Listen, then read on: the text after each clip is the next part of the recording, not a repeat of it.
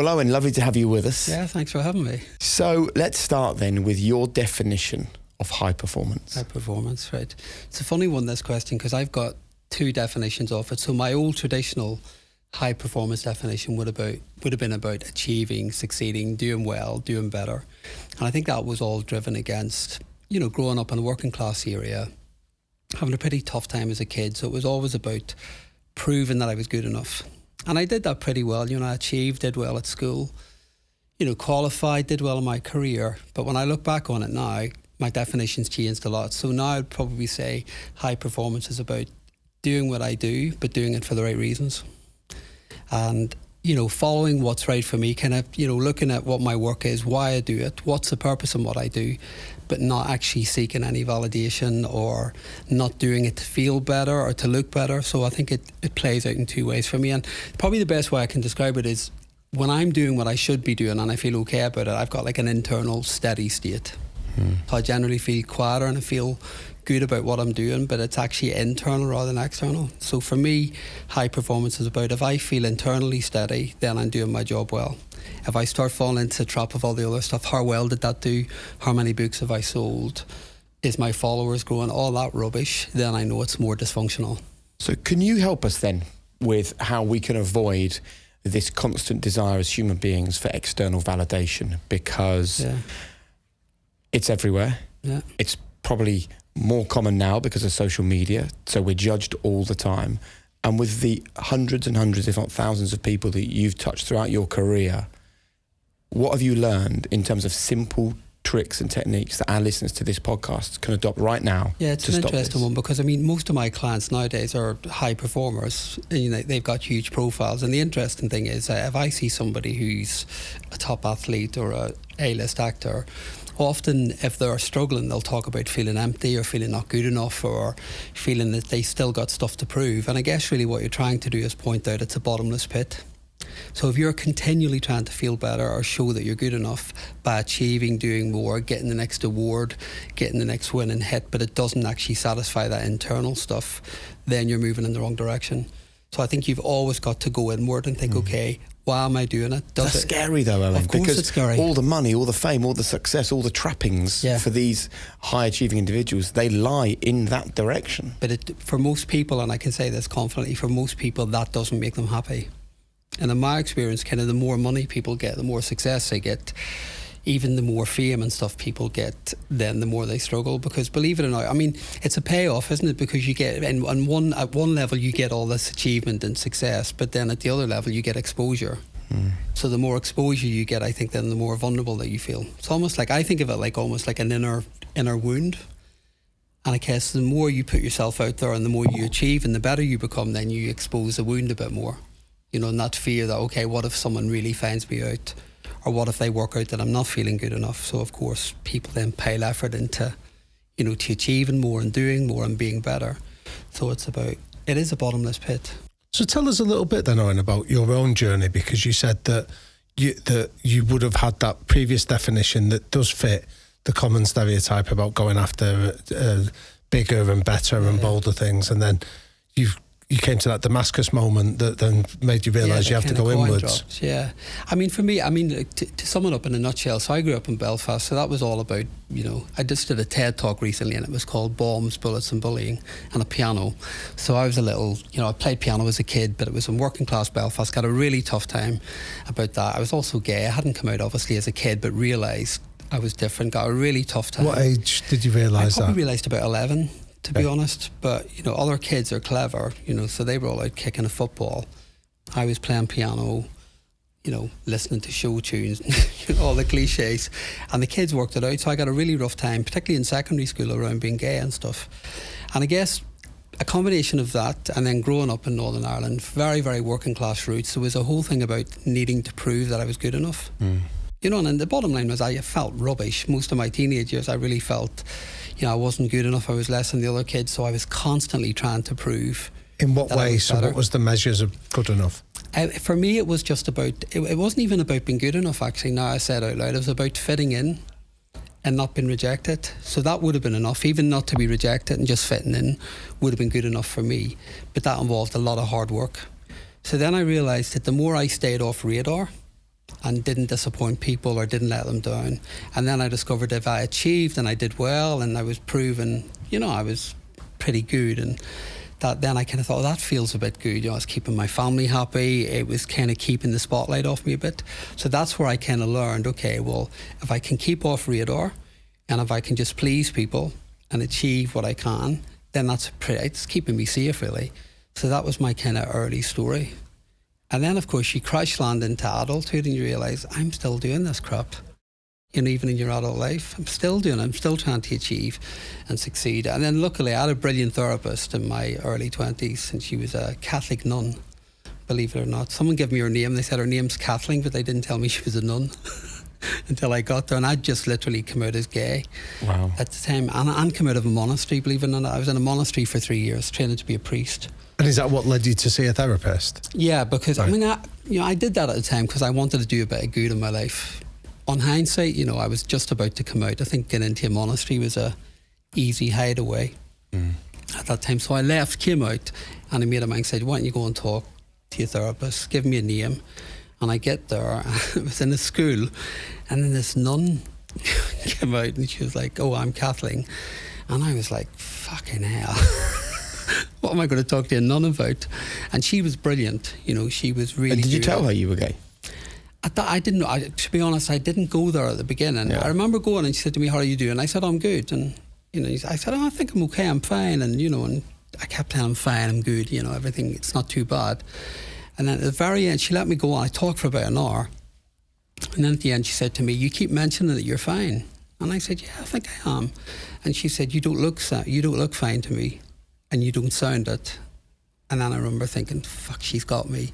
And at that moment then, she said, you want to start again? And then she said, come back next week. And then we started, Wow.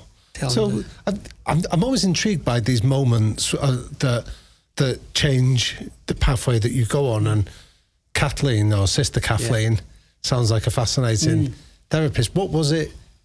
Was that your first exposure to therapy? Yeah. Given that's what the pathway you went down. I didn't even know why I was there, to be honest. It was just like a mate said, look, you've got a lot of big stuff coming on here. I mean, you got to put it into context as well. So, I'd been in a monastery for 3 years, came out of the monastery, and then literally was going to come out. So one day my parents thought they had a pope in their hands. Yeah. And the next day later, I was coming out to them. So you can imagine the transition. Was going in the monastery kind of a final attempt to not be gay, if that makes sense? I think it was a bit, now, in my early 20s, I hadn't got a clue what I was doing. Yeah. I went in, it was a bit of a hideaway. But I think now when I look back, it was a safe option, definitely, because no one was going to question why I was there. No one was going to question why I wouldn't get married. Yeah. But it was good. It was a really good 3 years. It was, believe it or not, it was great. I've never stopped to really think about you live in a monastery. Naturally you're in a big grey building and you got your own room and stuff, but the work was great. We did projects with drug addicts, and I worked in a hospice for a couple of years. You're writing about doing homeless projects. Right. So the whole time you're busy and on the go doing stuff, and then a bit of praying in between. It almost sounds like doing loads of good stuff to pay off for the fact that in your head you've been told there's a really bad thing lurking there, which is your sexuality. I think it's a good point. There's that expression, isn't it, a wounded healer. I think people who have been through a tough time often find a way of thinking, okay, well, how can I feel better? But that more importantly, how can I give stuff back? And I think these days it's more about giving back than healing my own stuff. And actually you have now lived a life of giving back. I think your story is a fascinating one, of being told you couldn't read properly at school, and now we sit here and you're a best-selling author and you just released your third book, to going to Lourdes to be bathed in the holy waters to try and cure your sexuality. Story, I know that story as well. Would that have been the lowest low point, to make the effort of a trip there because you had such a sort of, I don't know whether it's a loathing of your sexuality or whether you had been told that it was so horrendous. What you're told is, as Catholics, you go to somewhere like Lourdes and, people believe in it, so I'm not going to knock it, because some people get a lot of comfort and faith from it. But I went as a volunteer, and people said, if you go in the water, you'll be healed and stuff. So I was like early 20s, and I thought, I'll give that a go.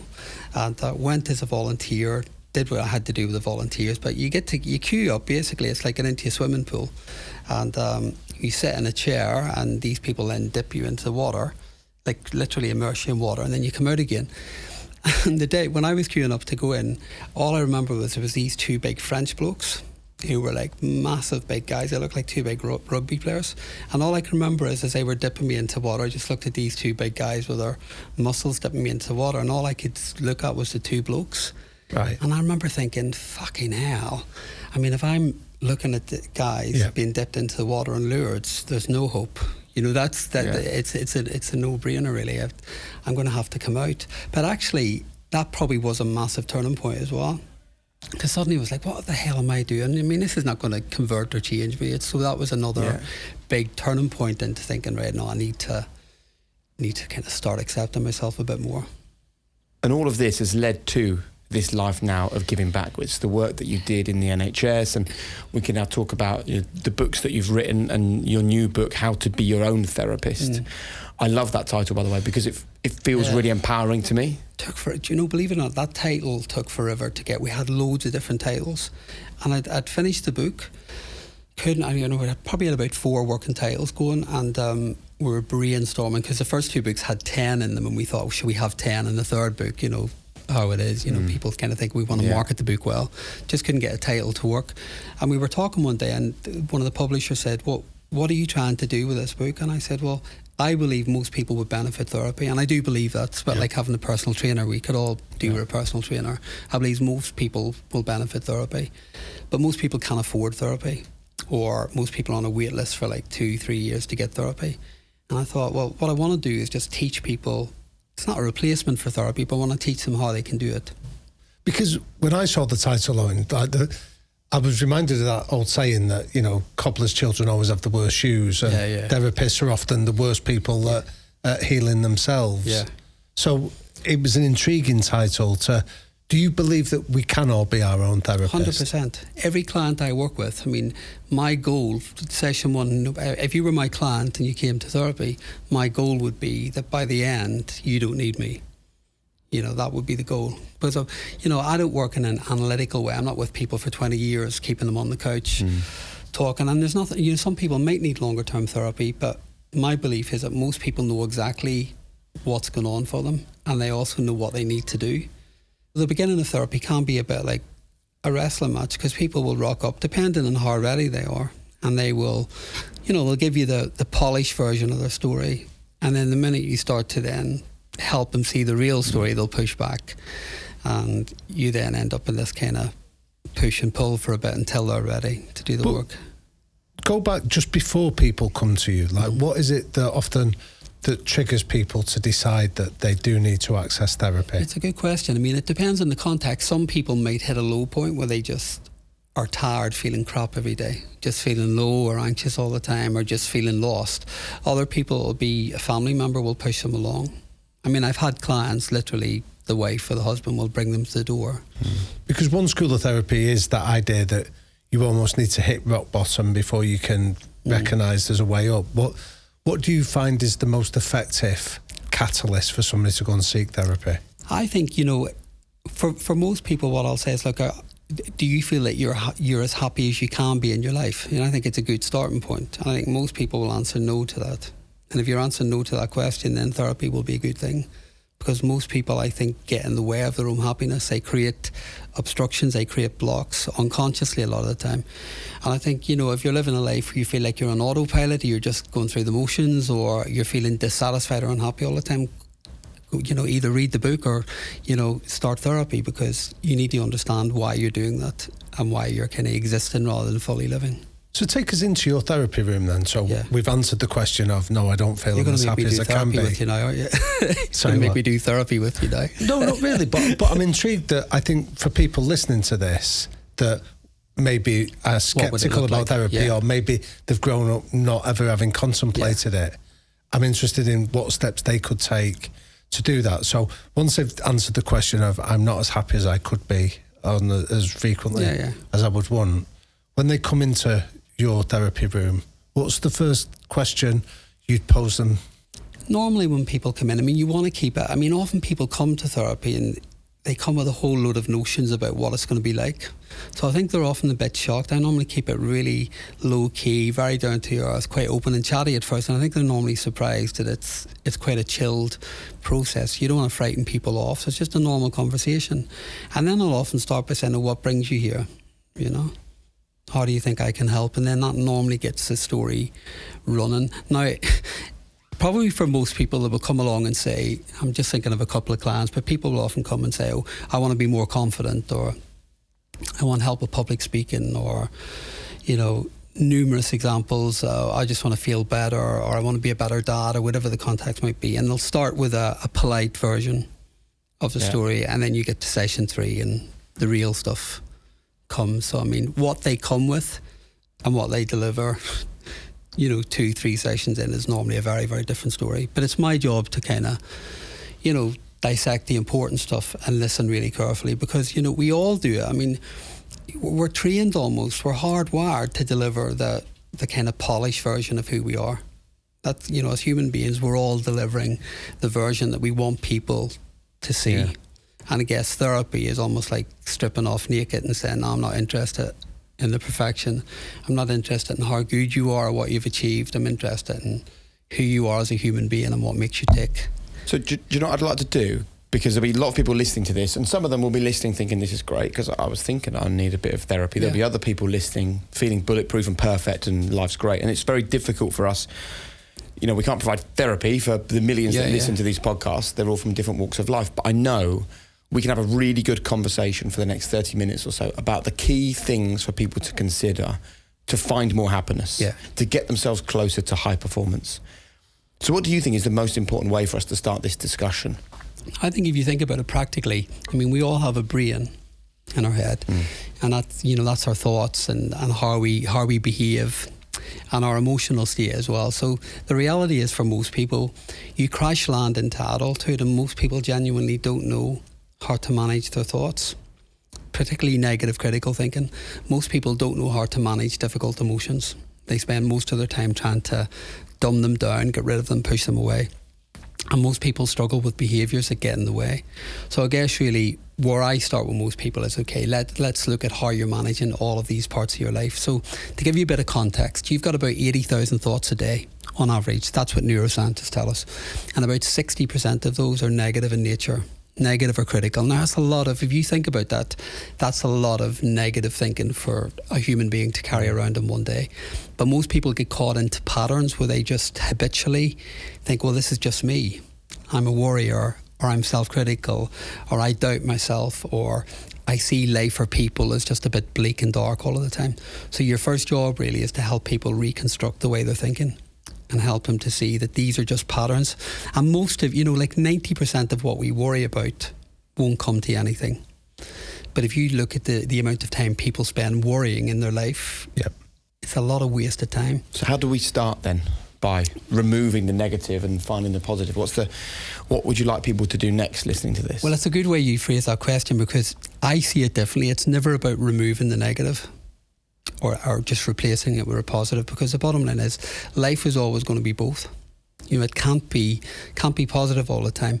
And with emotions, for example, I mean, we all gravitate towards wanting to feel happy, joyful, successful, peaceful. That's the emotions that we like. But when it comes to the darker stuff, when we feel fearful, anxious, low, we try and push those emotions down. Where my argument would be, well, actually, those emotions are trying to help you out. They're not there they're not accidental. Explain that. Yeah, well, negative emotions they're part of normal human experience. So all of the negative emotions, say for example, Jake, you were having a really rough day and you were feeling flat and you were feeling a bit demotivated, and you know there was stuff going on for you. Well, your instinct might be, I don't want to feel this way. So you might go off and do something to try and push. Probably go to the gym. Go to the gym or do something to burn it. But here would be my question. Well, what if that emotion's trying to communicate something? You know, what if it's trying to slow you down? What if it's trying to get you to reevaluate? What if it's trying to get you to look at your life in a different way? So often it's about don't run away from the darker stuff.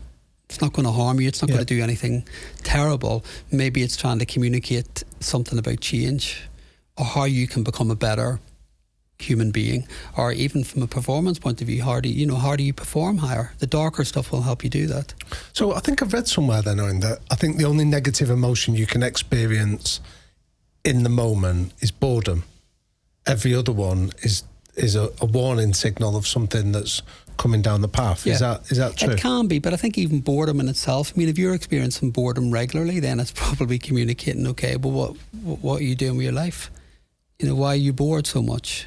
Do you want to think about, reevaluating? Do you want to think about making changes in your life? So I think for me, the thing is, if all emotions can be seen as one rather than good and bad, and you can be curious about them, then you'll learn from them and you'll grow.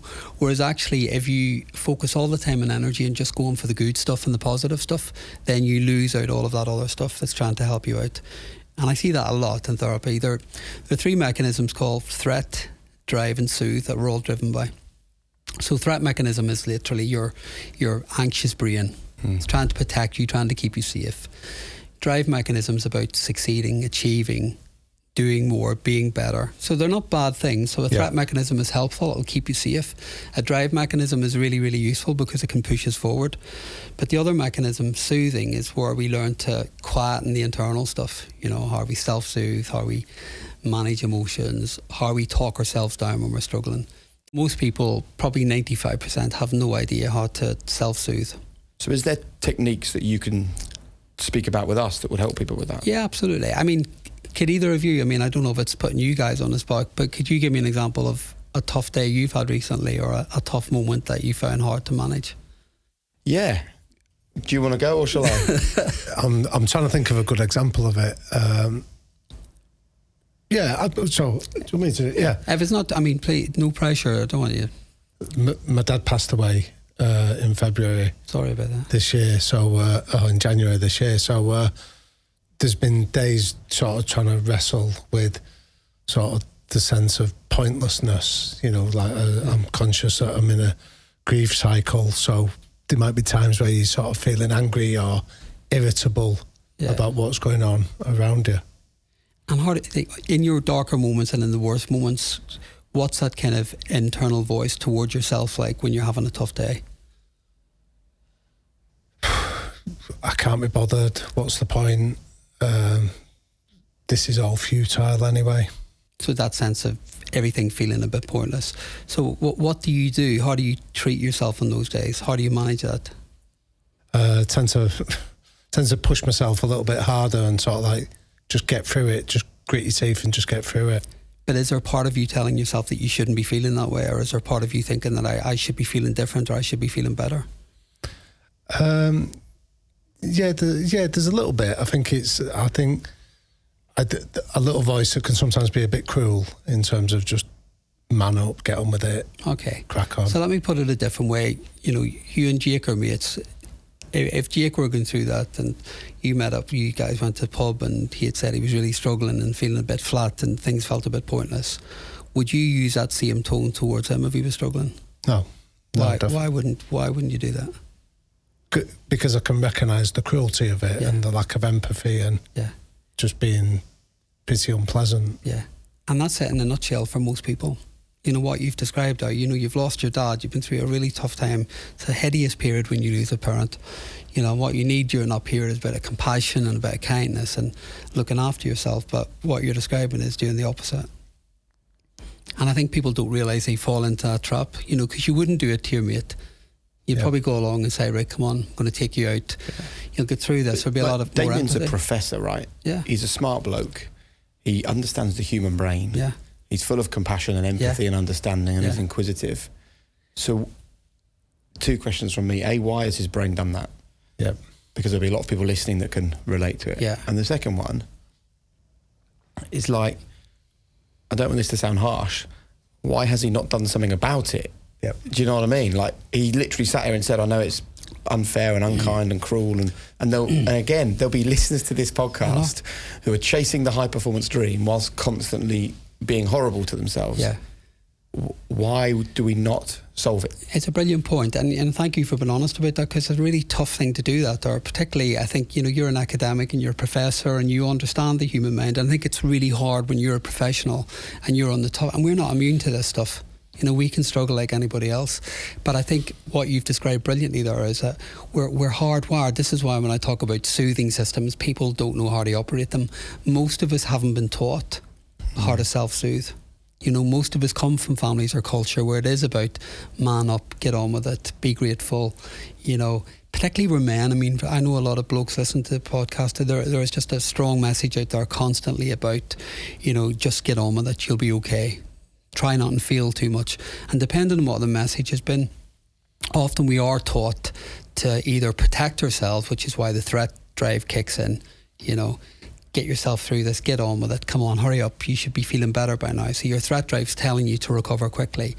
Your drive might be saying, okay, how can I get away from these feelings? How will I distract myself? Maybe I'll take on a new project, maybe I'll not think about it. But that other part which is going, okay, what about just looking after yourself? What about, you know, if you think about your grief in itself, what about going to your grief and saying, okay, I'm going to look after you. I'm going to make sure we go through this together. You know, asking yourself that question, all right, what do you need?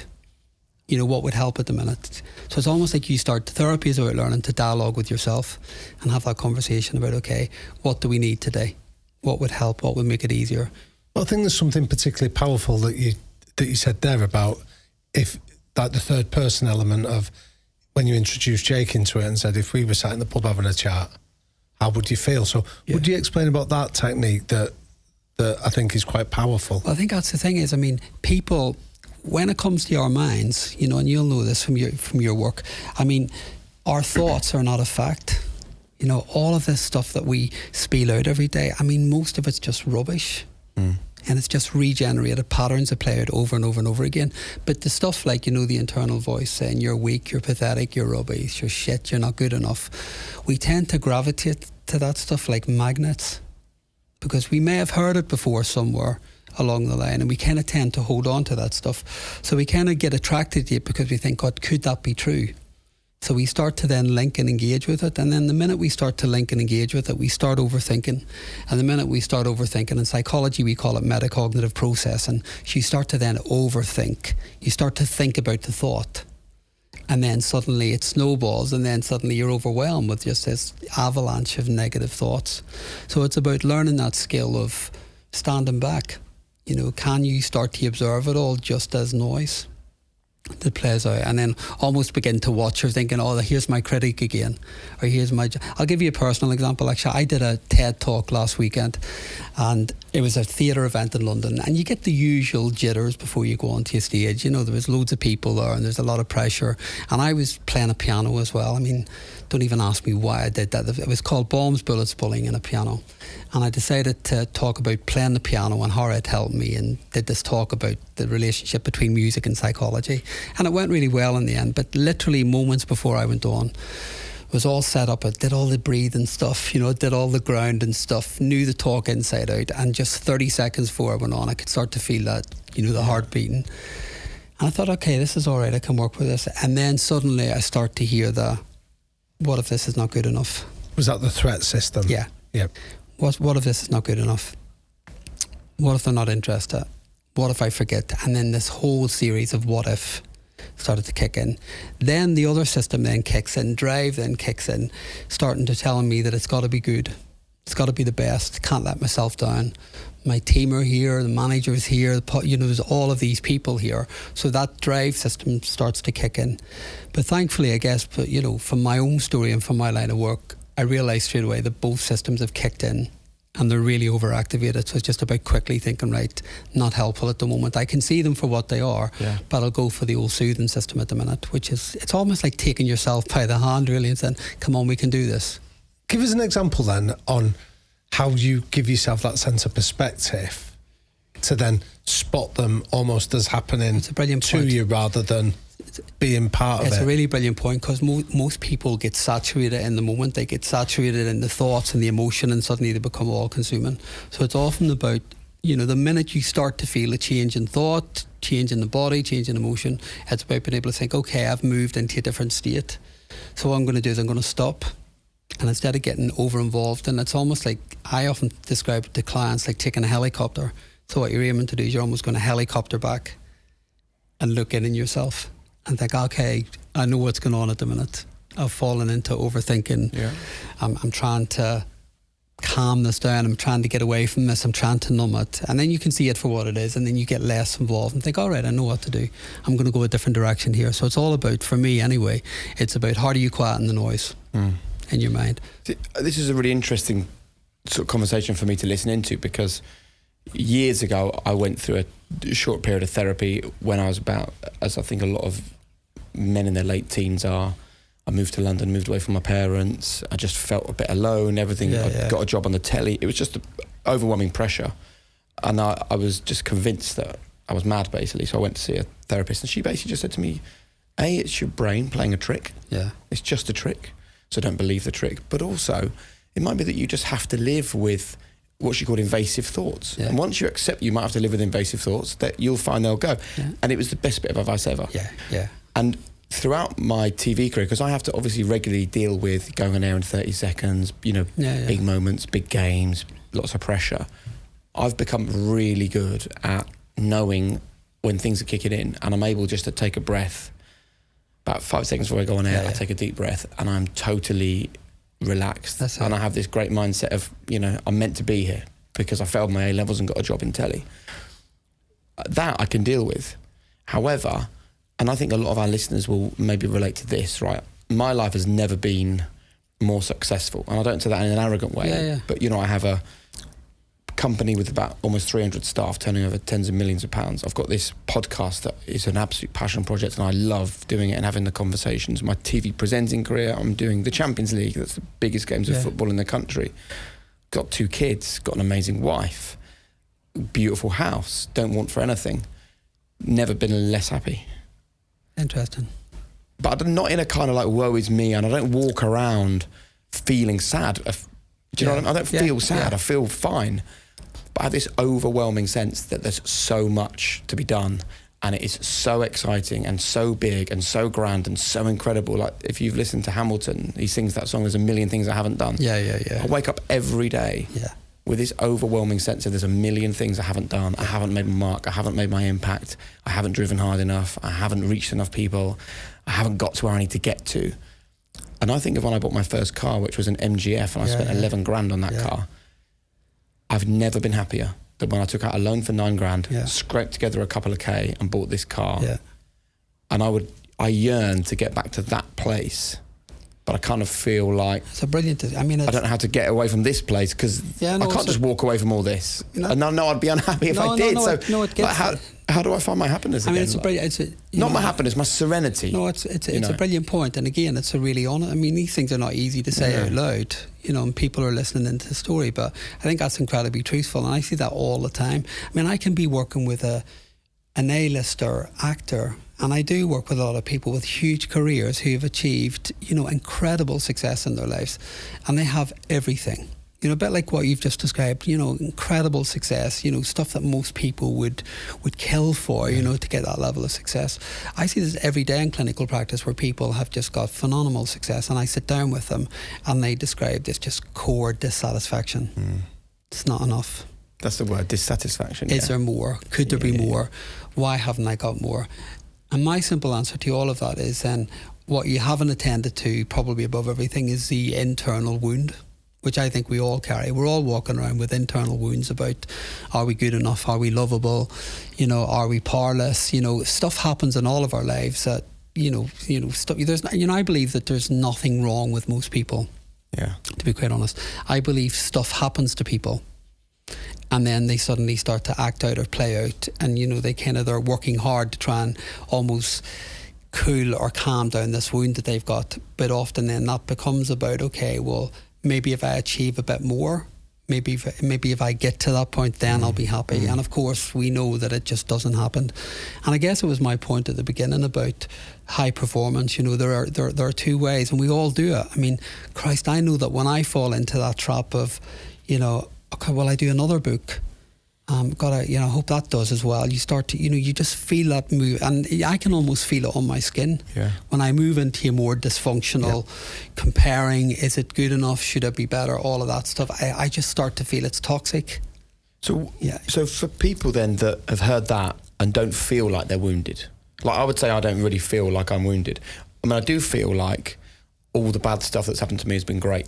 Like I often say, my grandma committed suicide. I was bullied at school. I changed schools. I got fired from my job. I get daily abuse across social media. But I look at all those things and I use the phrase, just because something is hard for me doesn't mean it's bad for me. Okay. Like, I see it as resilience building. Okay. Let me ask you a question in a different way then.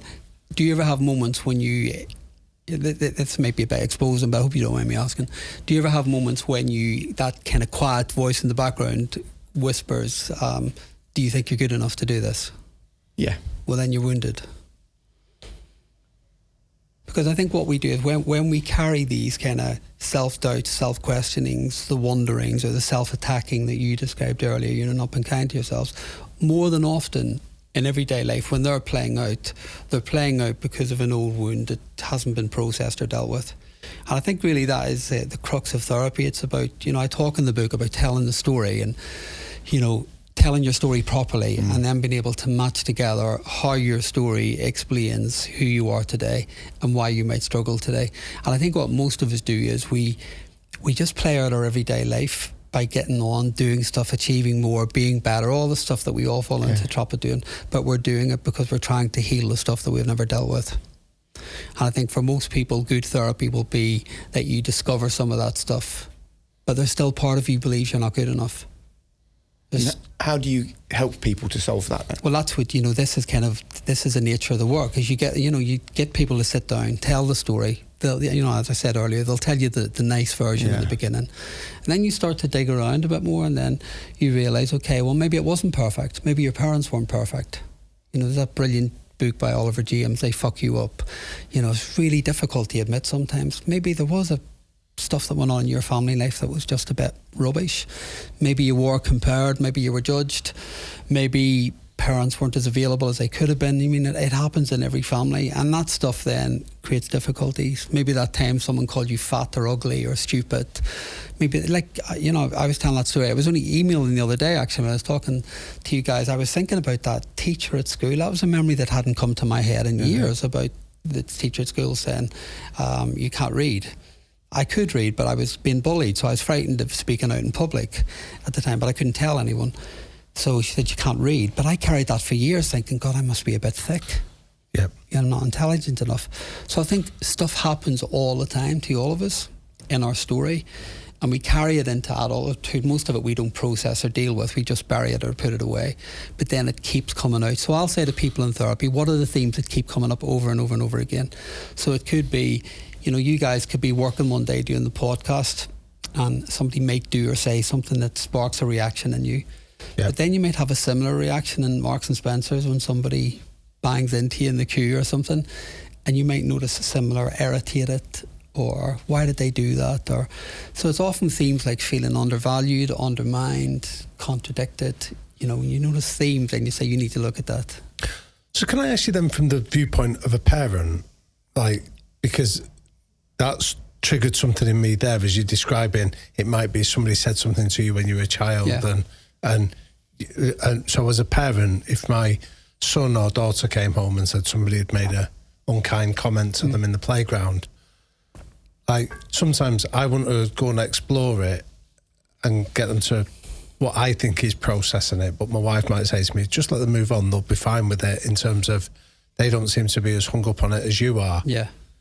What advice can you give to any parents listening to this about the need to go and explore the wound when it happens, or how much of it do we just have to let go? It's a good question. I think often with kids, it's not even about going exploring the wound with them. If a kid comes back and it's saying, oh, someone's telling me I'm stupid, or someone's telling me I'm too fat, or whatever the context might be, I think it's just a parent's job to reassure and not to turn it into a big deal. I'm not a parent, I've got a dog, that's as close to parenting as I've got. But I think good parenting or good relationships or anything is just about, you just be affirmative and you hold the other person up. But it doesn't mean that you go in to rescue them and, have to salvage it every time, because every parent will screw up. Yeah. Every human being screws up. We will make mistakes all of the time.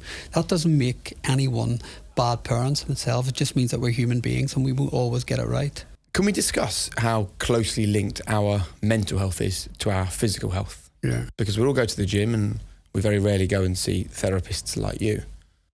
Yeah, I mean, the evidence is really clear. I mean, you can't really differentiate the two. Mental health and physical health are completely aligned. And I was saying earlier that when I worked in palliative care for about 10 years of my career, and the shift into training as a therapist happened because I discovered probably most people I was working with when they were terminally ill, both the patient and the family, the majority of distress you would see was often psychological. So we were trained to do the medications and drugs and do all of the medical side of stuff, but often you'd sit down with somebody and they were really struggling with coming to terms with dying or coming to terms with this adjustment in their life. And that needed a lot of kind of specialist, help and support, which then motivated me to go off and do my psychotherapy training. But there's a brilliant expression, the body holds a score. And I really believe that to be true because, whatever goes on in our lives, whatever we're carrying, whether that's trauma, emotional wounds, old patterns that don't serve us well, we carry them in the physical body. And I often, if I'm working with a client and I'm really struggling to get them to tell a story, or I'm really struggling to get them to connect to an emotion, one of the easiest ways then I'll say to them, okay, where are you feeling that in your body? If I see somebody really grappling and struggling, they'll stop and just say, tell me what's going on in your body at the moment. And then often they'll say, my stomach's turning, or I feel like I'm being choked, or I've just got this real tension in my head. And then I'll say, okay, well, we'll go to that. What I'll do is I'll stay with that, and I'll just stay with the physical body for the minute. And more than often, probably 99.9% of the time, if I can get them to stay there for a moment, then the emotion will follow. Wow. And they'll either cry or they'll get upset, or something will then come from that. So I think the two, you can't differentiate them. So, listen, really listen carefully to the body. It's guiding you all. A bit like emotions, it's the body's guiding you as well. So can I ask you about that period of your career in palliative care? There's that famous book by Bronnie Ware about the regrets of the dying. Yeah, the regrets of the dying, from when she was working in a similar situation. What were the common regrets of people that were facing the final curtain? I found it humbling because, I'd go in, I worked in hospice, community and hospital, so I kind of covered all areas. And my time there, I'd be sometimes worried about, changing my mortgage or something, or, I'm going to renovate the kitchen, all the day-to-day stuff. Will I change my car? And you're getting all stressed about it. And then I'd go into work and, you'd be sitting with a 21-year-old who's got a month to live and, planning, his death and getting the person comfortable and stuff. And you couldn't walk away from the job feeling a different sense of perspective, because it was constantly, it was probably about 10 years in total, reinforcing the importance of, living a full life now. Not kind of waiting until the next thing. It's about embracing now. I think in this book I said somewhere, if you go to a graveyard, you will never on any tombstone see, oh, such and such died, they had a degree, they won a BAFTA, they had X amount of money in the bank. You just don't, you'll see, you just say beloved father, beloved son, whatever. It's all about relationships. And I guess that was the theme that came up over and over and over again, about people would talk about how they used their time. If I had it to do again, I would spend more time with the kids and family. I would worry less about stuff that wasn't important. I would fret less about being better, achieving more. All the stuff that we've talked about today. You would hear people saying, something, just don't take it all so seriously.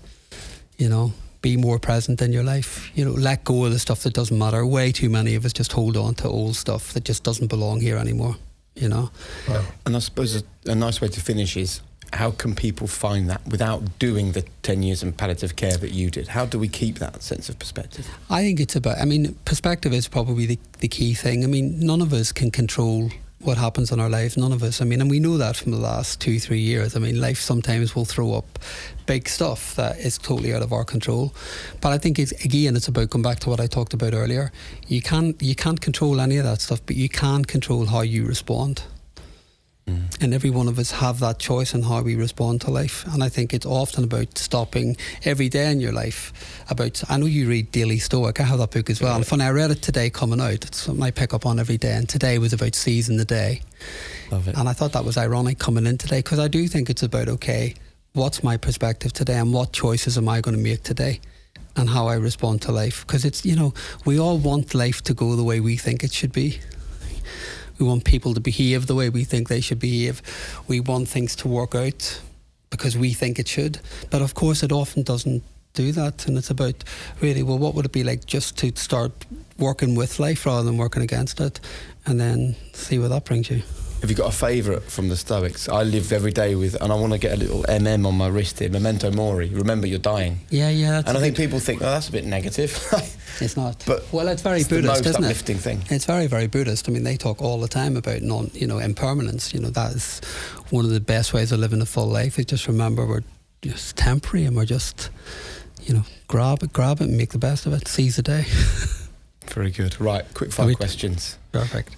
What are the 3 non-negotiables that you and the people that you work with, you encourage them to buy into? I think how you talk to yourself is the first thing. If you're giving yourself a hard time and you're being cruel or you've been toxic to yourself, that's a non-negotiable. You're never going to move forward. I think secondly, in terms of like high performance and stuff, if you're not doing what's aligned to your values and what matters to you, you'll never be satisfied. And I think the third thing is, that kind of reminder that, we are here, we're here for a short time. And it really is about making daily decisions about how you get the best from your day and your life. And when you compromise in that, you compromise in your well-being and your happiness. So I would drop that. If you could go back to one moment in your life, what would it be and why?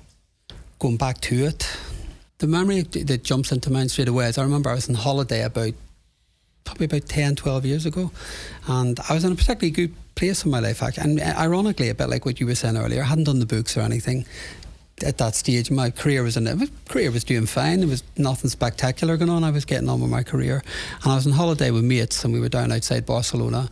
We were just on the beach and in the water, and doing a bit of water sports and all, knocking around, no responsibility, real sense of freedom, and genuinely just being there with mates, having a good time in the sea, not holding on to anything, and just kind of that sense of freedom that we often don't feel enough. That kind of, just that sense of liberation and freedom. Beautiful. That's the memory that jumps in. How important is legacy to you? Nowadays, probably because I'm getting older, way more important. But it's not about, it's interesting, the question. For me, it's not about, I think 10 years ago, legacy would have been what have I achieved? Yeah, if I'm being really truthful about that. Whereas today, I would say legacy is probably about what have I contributed? And what do I leave behind that's helpful? What advice would you give to a teenage Owen just starting out?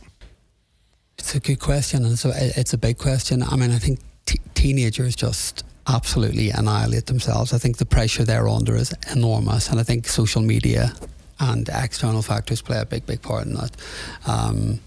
The biggest piece of advice I would probably give is don't believe all that you see, because most of what we see online is magical and perfect and lovely. I said, don't believe all of that. It's not real.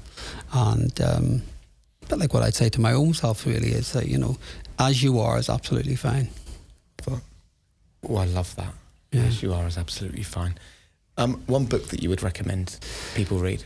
Oh, God. I mean, my favourite is The Power of Now, the old classic. I think it's a brilliant book. The Daily Stoic I like if you just want to dip in and out. What else do I like? There's a brilliant book by an American psychologist called A Guide to Rational Living, which is a real old school book just about change in perspective. And I think it's probably one of the most common sense psychology books there is out there. So they would be the ones I think are good. Brilliant. And finally, is there one golden rule you'd offer for living a high performance life? The golden rule would be, my advice would be, don't make some of the mistakes I've made, which is about the external validation stuff. Go inward and find that internal steady state where you know that you're doing what you should be doing and it makes sense to you and it has value to you, and trust in the process. I think the more you let go, the more the stuff that's meant to happen happens. I think the more you try to control it and fabricate it, then you end up going in a direction that may not necessarily be right for you. Can't thank you enough for coming on and having this conversation with us. It's been great. From a perspective of real education and real experience and the people you've worked with, and I think the fact that you've worked with so many people who are dying, and then you've worked with people who are absolutely at the top of their game and are conquering the world and what they're doing. I think it gives you such a rounded view and such a rounded understanding of humanity. And I love at the end when we asked you to go back to one previous point in your life. Every single person we've ever asked that question to, over 100 people, they've gone to a negative moment and wanted to make it a positive moment, yet you chose to go straight back to a positive moment where you were relaxed and happy. And I think that in itself holds a great lesson for people. As Matthew McConaughey told us on this podcast, look for the green lights. Yeah. And that's what you're doing, and you're helping others to do that. So all power to you, and thank you for your time. Thanks for having me. It's been great. Thanks, guys. Privilege. Legend. Please hit subscribe, hit the notification bell, give us a thumbs up, leave a review, but somehow get involved with the High Performance Podcast and become part of our growing community. Thanks for being part of the adventure.